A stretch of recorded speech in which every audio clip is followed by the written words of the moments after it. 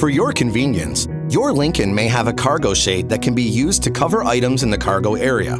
Let me explain. If your cargo shade isn't installed yet, simply slide the end of the shade back to compress it. Then push it into the mounting brackets behind the rear seat on the rear panels. Here. With a hand on both ends, give a slight push to make sure the shade is securely in place.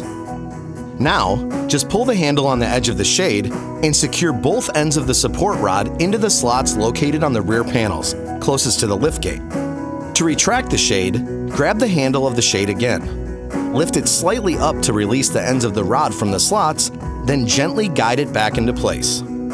If for any reason you want to remove the cargo shade, you can easily do so by pulling back on one end, like this, and lifting it out of the mounting bracket. We hope we've answered your questions. For more information, please visit lincolnowner.com.